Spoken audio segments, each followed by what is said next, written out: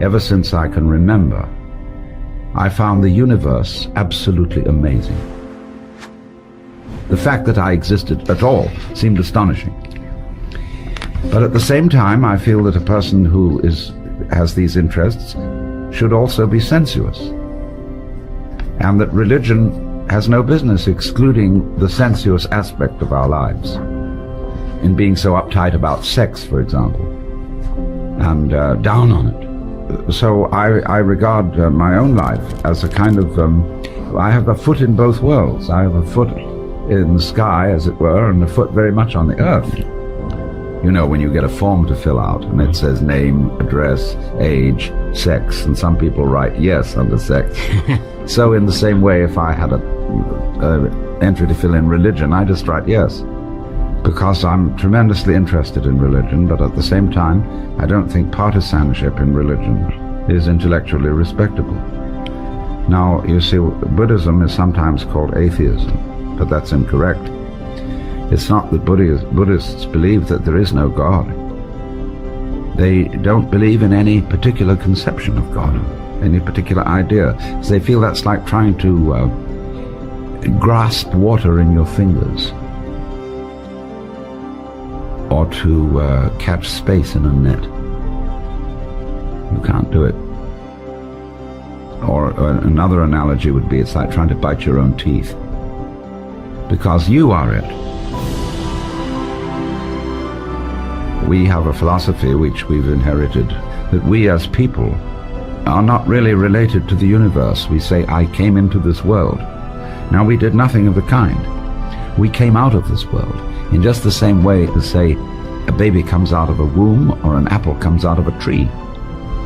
And the apple, therefore, shows something about the nature of the tree. And so the human being likewise shows something about the nature of the universe. The universe is doing us.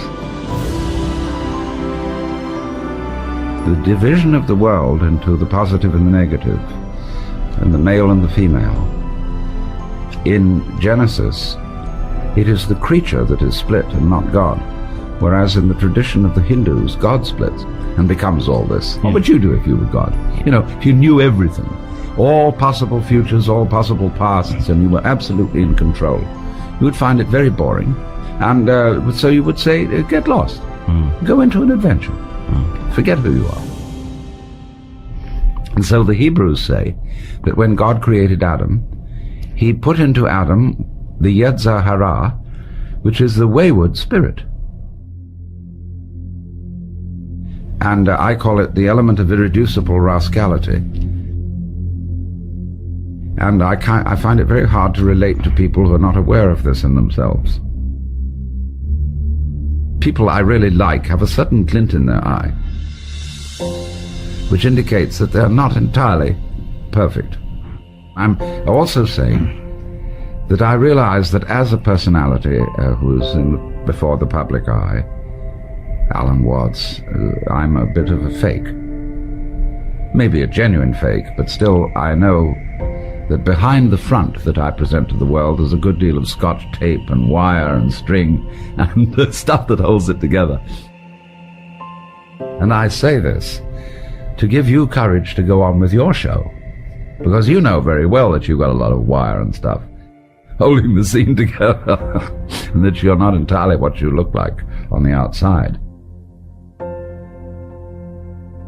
But all life is basically showbiz. The whole universe is, as you look out at it at night, a fireworks display. Well, we send up fireworks on the 4th of July and so on because we want to celebrate. And so in this way, the entire universe is a celebration.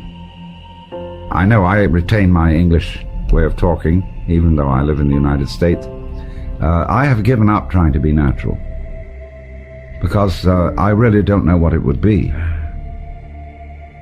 I live in America. To be natural here, what? Should I speak like a Hopi? What? Or like Middle West? Or like I came from Boston?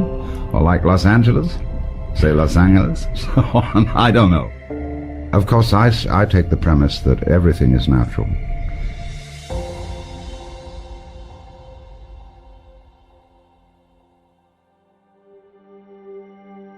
Although that really doesn't mean or say very much, because if you say anything about everything, then people wonder what you were saying.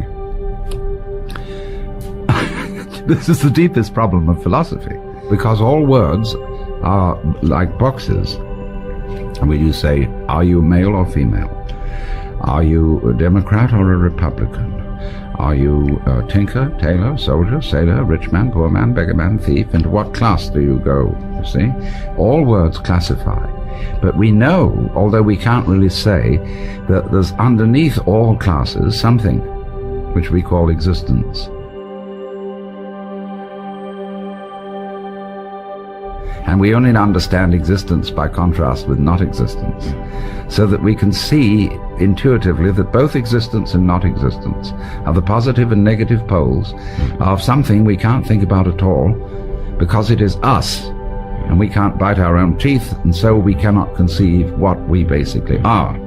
But some people have got onto it, that there is that, and therefore they're not afraid of death, because they know that's just the negative pole in now you see it, now you don't. Is you is or is you ain't? Well, you have to be ain't to be is. You wouldn't know that you were alive unless you'd once been dead. All knowledge is a matter of contrast. And so as we go back in our memories and trace them to our earliest childhood, it becomes a place where it fades out. And we realize there was a time when we were not. But out of that not came something. You have to have nothing in order to have something, just as you have to have space for there to be stars. And the space is black and the stars are bright. And the stars come out of space just as sight comes out of your invisible head. Isn't there an excitement of some sort to try to, whatever it is, and to make more fulfilled what your life is by the very nature, since obviously we're connected to someone else, to make the world itself more fulfilled in some small way?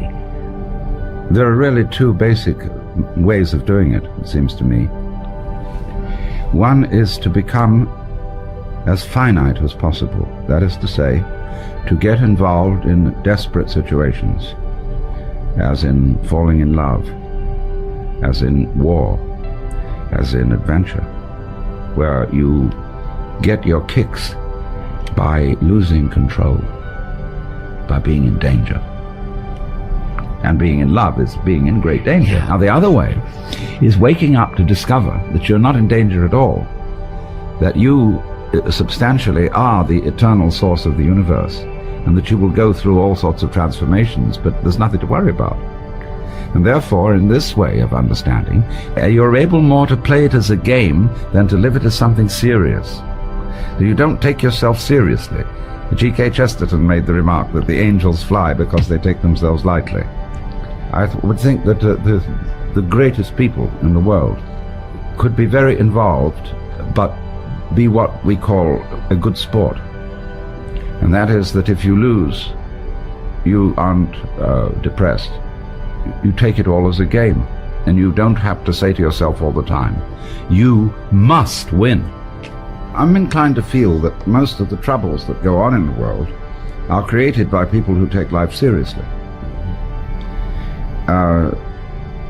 And therefore they can't forgive. They must have what they desire. They regard it with excessive urgency. And if they didn't take it so seriously, they wouldn't make so much trouble. Because we have the proverb, the road to hell is paved with good intentions. And getting people liberated from feeling that one absolutely must survive. When you feel that, you see, survival is a drag. You have to go on. Confucius put it beautifully. He said, a man who understands the nature of life in the morning can die with content in the evening, because he's liberated from feeling that he absolutely must go on.